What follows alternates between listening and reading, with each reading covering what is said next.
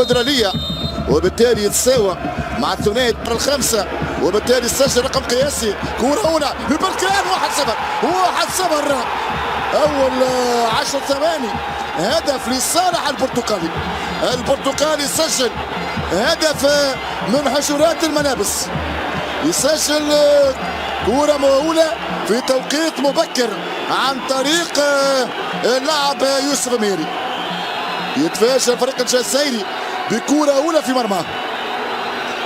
هي البداية يعني لم تتجاوز أول 15 ثانية. أسرع هدف في هذه البطولة، أسرع هدف أمام الكرة. غلطة في بعد الكرة، هنا التحضير. تهيأ كرة أمام الخطير.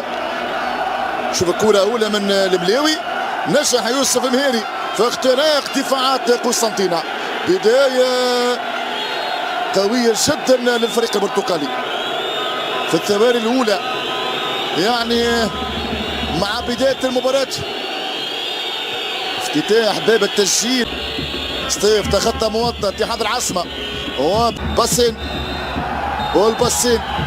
باسين والخطة لصالح السنغالي لاعب فريق بركان. الشلماني في حديث مع بن شاع مهاجم في ملعب بركان لمساندة النهضة. هذه مقدمة. موسم الماضي لعب الفاينل وخسر اللقب امام عبر الفاينل وخسر اللقب. هنا منطقة جزاء بركان البطولة، وانتهى اللقاء سلبيا ذهابا وايابا بمعد في الدور النهائي. كرة خطيرة ثاني، لا العارضة، الكرة من أسامة. دفاع الجزائري يعاني. ثاني كرة، ثاني اختبار، ولكن هذه المرة العارضة يا أسامة. تمريرة من البحيري يحاول مرور بول، تطول الكرة عليه، تطول الضياع على السنغالي. ضربة مرمى للصالح امام بول. صحيح السنفور اللي يمتلك الخبرة يلعب خارج ميدان في انتظار ردة فعل من فريقهم. هنا انطلاقة زيتواهج بركان خطير جدا.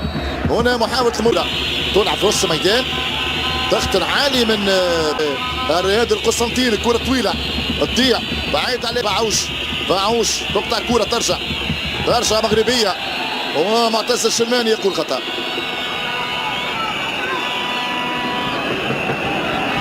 الشلماني في حديث مع ابراهيم 20 على اورلاندو بايرتس. كرة خطيرة جدا، تجاوزت الدفاع الجزائري. عرضية من جانب منعوت بن شعينة، استلام بن شاع المنتعش بلقب الدوري.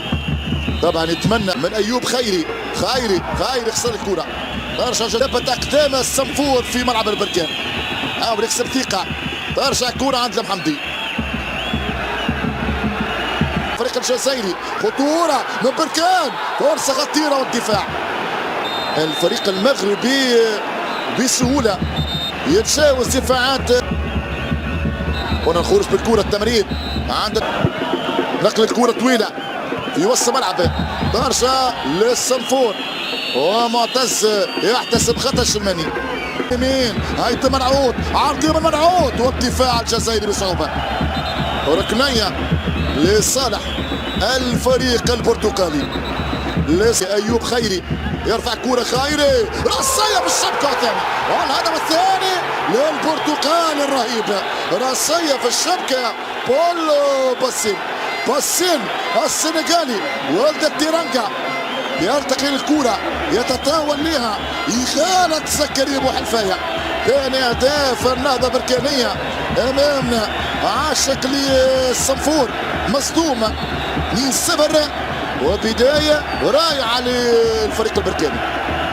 2-0 النهضة بركانية. فريق يتمتع بخبرة كبيرة،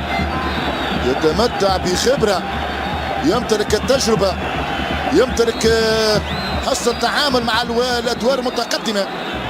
هنا كرة ارتقى لها باسين، تفوق على الدفاع الجزائري.